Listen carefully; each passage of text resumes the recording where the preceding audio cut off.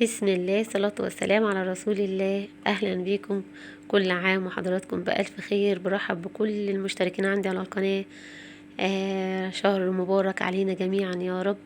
بإذن الله نبدأ كده بأجمل وصفة من إيد أختي حبيبة قلبي جيجي. إن شاء الله كده هتعمل الفراخ من غير تتبيلة، ولا هنبيتها في تتبيلة ولا أي حاجة خالص.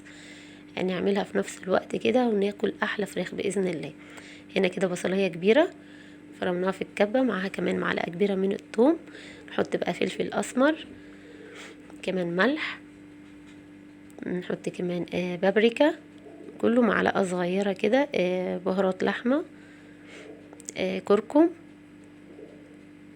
7 بهارات، وكمان زنجبيل بودر، ويعني على ربع المعلقة كده، وقرفة وزعتر جاف وقرفة بودر، فص حبهان، وورقة لورا. طبعا كوباية من الزبادي، و3 معالق صغيرين كده من الزيت.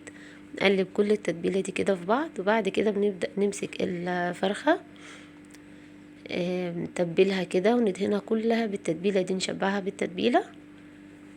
طبعا احنا هنسوي في نفس الوقت، مش هنحط في تلاجة ولا اي حاجه خالص، في نفس الوقت كده على طول باذن الله، وناكل احلى فراخ. طبعا بالسكينه كده بنعمل فيها فتحات علشان برضو ندخل جواها التتبيله بتاعتنا.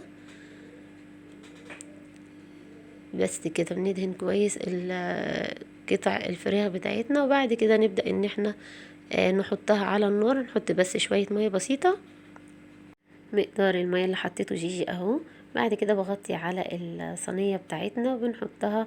بعد ما بتستوي خلاص بقى بنبدأ نقطع فلفلاية وطماطماية على وش الفرخة كده، ندخلها تحت الشواية. 10 دقايق بتطلع معايا الفرخة بالمنظر ده. ممكن طبعا نحط لها فحماية كده ونبخر الرز بالفراخ، ويبقى اجمل وجبة ان شاء الله عملناها في اسرع وقت. واتمنى لكم فطار شهي ان شاء الله، وصيام مقبول، وصلاة مقبولة. كل عام وحضراتكم بألف خير. اتمنى لو اول مرة حضرتك تتابعي القناة دعميني بلايك وشير وسبسكرايب عشان يوصلكم مني كل جديد. اشكركم لحسن متابعتكم، والسلام عليكم ورحمة الله وبركاته.